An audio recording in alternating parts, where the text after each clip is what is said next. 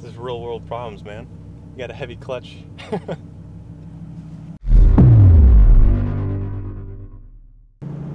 What's up, guys? Today we're heading back to the detail garage with this awesome Mazda Miata. Okay, I'm just playing. This isn't a Mazda Miata. It's hard to tell from the inside of the car because we're in this little cocoon, but this is actually a Dodge Viper. It's all black and it's an ACR, which stands for American Club Racer. And we're going to be showing you guys how to properly wash your car without installing any swirls or scratches, because this car at one point in its life was a Concours d'Elegance winner, so we want to give it the proper treatment without installing any swirls, scratches. And we're also going to give it a little in-depth on checking the paint, because it came from Oregon where there was rain, there was all kinds of, you know, fallout, and the car was sitting outside for a while. So we're going to take the time to clean it up, get it back to its former glory.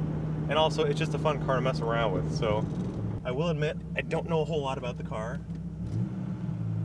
but it's still one of those cars that as a kid, you grow up, and when you're in the 90s, you didn't have the Countach or, you know, Bugattis on your wall. You had Vipers. This is a toy car that a lot of American boys like myself had, and now I've grown up and I can actually mess around with one, drive it around, which is, you know, the coming of age story for any boy. You know, your role models have come to fruition and now we're driving it around. So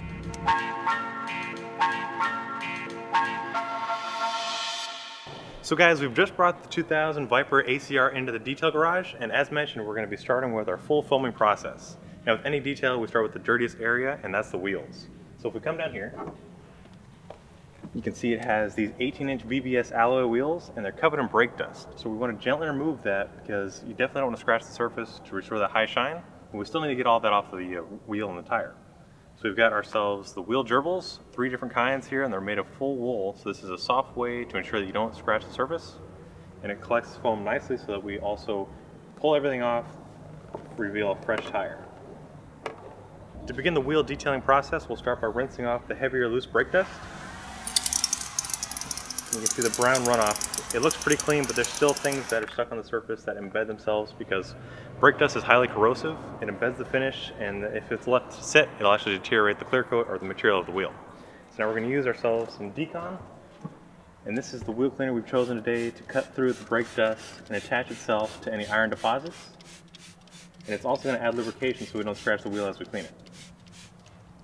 So you can see on the rotor, it's actually attracted itself to anything that's on the surface. That's what's turning that purple color. It's having a chemical reaction that's attached itself to the iron. And now we're going to wait for it to emulsify anything on there so we can clean it safely. So now that we've given the Decon a chance to emulsify the brake dust, we're going to move on to actually detailing the wheel. So we have ourselves 3 wheel gerbils, and we'll start with the largest one, which is going to cover the most surface area. And to add cleaning power and lubrication, I've added a little bit of a Diablo wheel gel to the bucket. So starting at the very top, we'll go all the way to the back of the barrel of the wheel, in between these spokes, to take down as much of the grime that's on the wheel still. This way we can reveal a factory shine.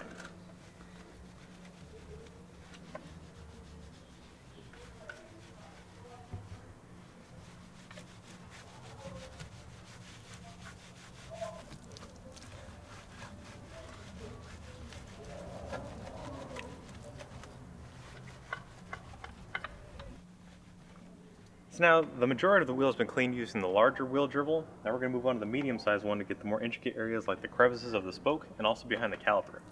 So in the same manner, we'll start at the higher points, get the hard to reach areas. This way the whole wheel looks detailed and clean.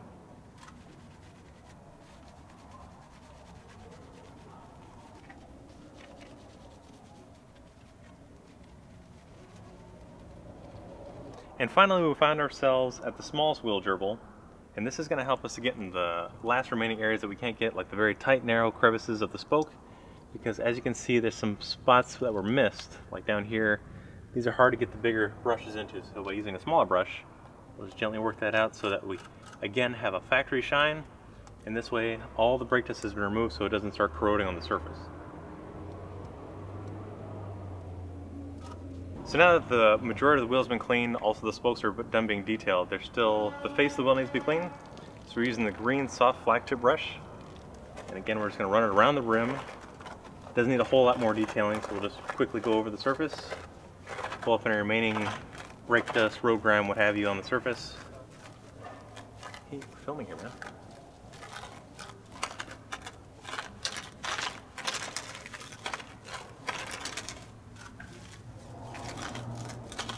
Which brings us to our last step of wheel detailing, where we're actually going to clean the road grime and previous dressings off the tire. Using a firmer brush which has these plastic nylon bristles, this will scrub away any kind of previous dressings, tar, oils, anything that builds up on the surface. And this will make it easier for us to apply new dressings or to reveal a fresh tire.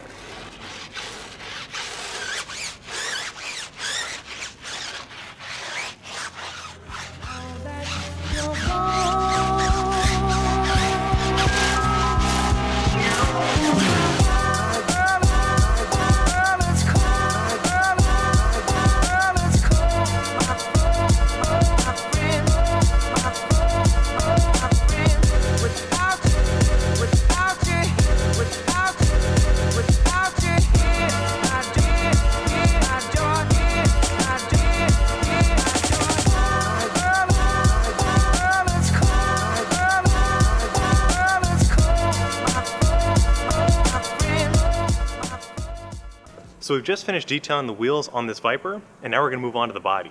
Now, like we do with any vehicle we bring in here, we're going to use the 2-bucket method, and we're going to be starting from the top, working our way down. And the reason for that is because the top and the flat panels have the heavier, more abrasive particles of dirt. So if we start there, that'll prevent it from coming to areas we've already detailed. Now, you may be asking yourself, what's different on this vehicle than any other detail that we do? And that's, we're going to be using some Blacklight Auto Wash. And this is going to create tons of thick suds that prevent scratching and swirls as we're washing. And we're also going to be using our big mouth foam cannon. And this produces tons of those thick suds that you guys love to see, and that's also adding lubrication so we don't harm the vehicle. So we'll begin by setting up our buckets. Have ourselves a chenille wash mitt, put that aside. This is our big mouth foam cannon, and I've already filled it with water. Before we get to that, let's place a dirt trap in each one of our buckets. And these dirt traps are going to filter out any of the particles of dirt, brake dust, road grime, or whatever's on the surface of the vehicle. And it's going to trap it underneath that platform so that we don't bring it back to the car. And in turn, that's going to keep the car as clean as possible as we're washing it. Now we'll add about an ounce of the Blacklight wash to our wash bucket. And we'll also add the same amount of soap to our foam cannon. The large opening of the big mouth helps prevent any kind of spills or messes as you're detailing. Now we'll just reattach the top, and we'll gently mix it back and forth. So instead of shaking it violently and creating foam inside of the bottle, we'll just mix it back and forth. This is going to help bring the whole solution together. This is going to aerate nicely as we foam.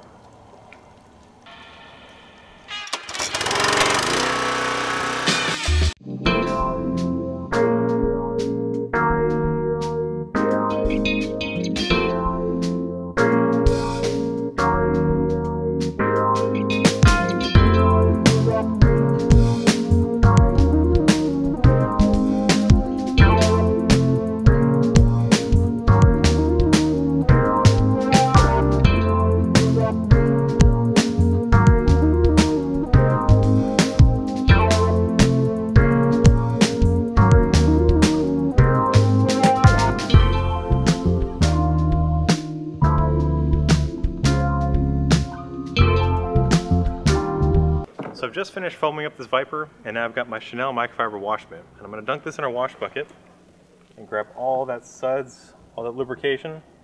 And just like we did when we were rinsing it and foaming it, we're going to start at the highest point. And working in straight lines, we'll gently wipe away anything that's remaining on the surface. Because I've said it before and I'll say it again, black, it shows any kind of imperfection, so we definitely don't want to add any new kind of paint defects. So we're taking our time to gently wipe away any of the abrasive particles of dirt, bird droppings, or whatever could have been landing on the surface for the highest shine possible.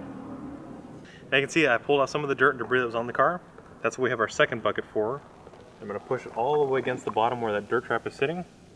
And this is forcing the grime underneath the platform of the cones, and it's going to release it from the dreads of the wash mitt. And just like a fish trap, it's going to keep it inside of there. This way it's going to stay off the car. And to further reduce the amount of dirt that's in this bucket, I'm going to take it outside and bring it on the ground.